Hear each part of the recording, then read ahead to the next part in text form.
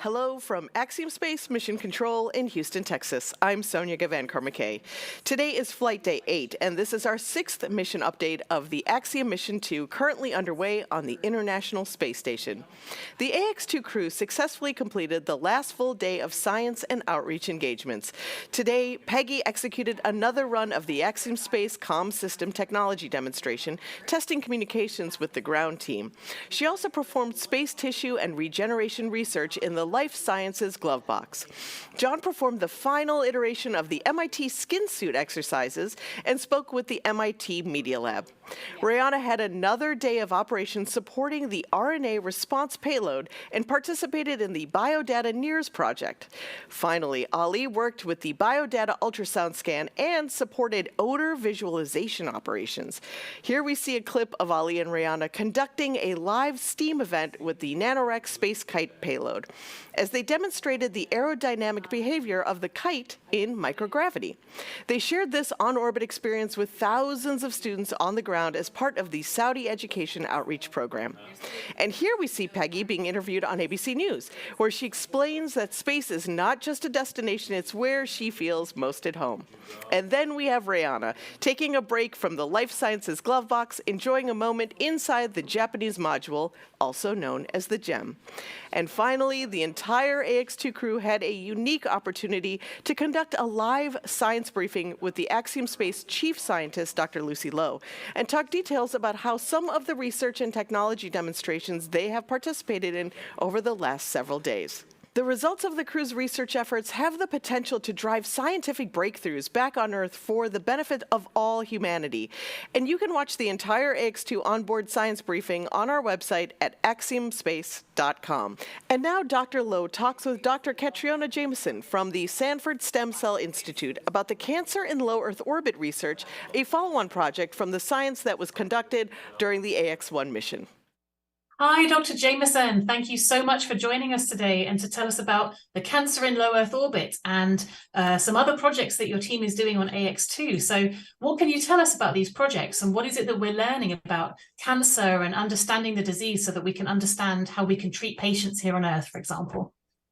Well, thank you so much, Dr. Lowe, and to your whole Axiom team for inviting us to join you and your team on the International Space Station for really a historic set of experiments here. Historic for many reasons, but particularly because we're testing how cancer clones itself and how space recapitulates aspects of severe stress on the ground. So, as you know, on Earth, we're, unfortunately exposed to life stressors as they come along, and that predisposes to activating cancer enzymes that mutate our stem cells.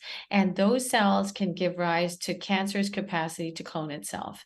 And so when cancer can clone itself and it doesn't stop, that's a big problem when it comes to drug resistance and recurrence of cancer, which is the #1 cause of death due to cancer. It's not the original diagnosis usually, it's when cancer comes back. So we're trying to understand how cancer comes back and stop it in its tracks. And we're using space as a unique environment to be able to do that. Fantastic. So what kind of cancers are you actually studying on the AX2 mission? Because I know you did some research on AX1 as well. And I think this is a continuation of some of that research, right? So what are you doing on AX2 and how is that built on what happened on AX1? Well, you're exactly right. It's built on what we did on AX1 last year in April with the AX1 mission. And basically what we're doing is we're repeating that experiment with these cancer cells that come from the colon. And that colon cancer organoid, as we call it, is a mini colon cancer in a bioreactor, seemed to triple in size in space in under 10 days. So we're looking to see if that happens again. As you know, in science, things have to be rigorous, reliable, and reproducible. So that's the 3 R's of research. And without that, we don't feel comfortable in terms of making conclusions. And so this set of experiments is allowing us to test that again. We're also testing to see if leukemia, these TF1A leukemic cells, also activate a cancer cloning gene called ADAR1. ADAR has been on our radar for a while. We discovered that that was activated in the last launch in leukemia, so we're testing that again. And then we're also studying a different kind of cancer, breast cancer. And as you know, breast cancer is diagnosed in 300,000 women in the US annually. And unfortunately, we have about 43,000 women that succumb to the disease annually in the US. So it's a big problem. So we're really trying to understand how cancer invades and spreads to other parts of the body by understanding how cancer puts on this capacity to clone itself, but also this cloaking shield, like a Klingon spaceship. Oh, And so we're wow. to understand if ADAR is the gene that does that. So we have that ADAR gene detectable through a green fluorescent protein, and we are testing that up on the International Space Station. So we are actually testing 3 cancers: colon cancer, breast cancer, and leukemia. And the reason we're able to do that is because of the adaptability of the crew on the International Space Station, their absolute expertise with Peggy Whitson as the commander, but also the scientist doing the experiments for us on the International Space Station, and then our team on the ground who are now at Leidos helping to image, and that's Jessica Pham, our mission specialist leading the charge, and then Jane Isquith, who's been seminally involved. Janice Studemeyer from AxiomSpace and Pinar seem to not need sleep. It's amazing. I don't know how they I think they're working on caffeine and adrenaline at this point. They definitely have rocket fuel on board, but they're just incredibly capable and adept and very versatile, and not to mention very clever. And so it's a thrill to be able to work with them. And I'm so proud of the team in terms of being able to integrate activities and get real science happening. We're also trying to prevent cancer from cloning itself with 2 different drugs. Their names are fedratinib and rubexinib. And we think that those 2 drugs block that cancer cloning gene, ADAR1, again, the one that's on our radar, but in slightly different ways. So we're saying, which one is more potent in space, or do neither work in space? With space just being an accelerant for cancer. It's like the rocket fuel for cancer. It allows cancers to blast off. And so we're trying to see, can we slow it down? Or is it like a freight train where you can't stop it? And these are important things to know. They are. And that's so exciting that you're able to really use what's happening in microgravity as a way to kind of accelerate some of these processes that can help us understand how cancers form and potentially even how you can treat them as well. So that's absolutely fascinating. So you mentioned that the team has been very, very busy with ops. They've been working around the clock. So have they been in the glove box? Have they been adding the drugs? How has that all been working out? Who's been instrumental in doing that? I know Peggy has been doing a lot of the work on orbit for you guys as well. Right. Yeah, no, we actually set up the experiments in what's called a nano bioreactor. It's actually a pediatric blood bag, as if you were getting a little bit of blood. But we took that blood bag and we put surgifoam sponge inside, and we seeded the tumors onto that sponge, and they really like it. We have special media with a cocktail of growth factors in there. Jessica Pham, Larissa Boulain in the lab, Jane Isquith helped to put that together. And they set that up ahead of time. They add the drug ahead of time. Pham, as our mission specialist, did that.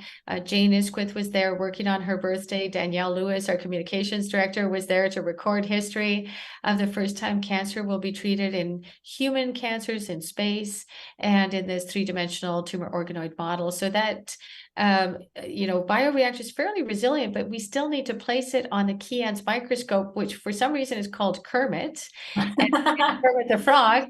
And Peggy Whitson knows how to orient these things, get it into the right position so that we can operate the microscope down on the ground. And that's Leidos, again, with Pinar and Jessica Pham really saying, okay, go over here. And then I'm on every Zoom connection saying, Eeks, let's get back into the middle of this.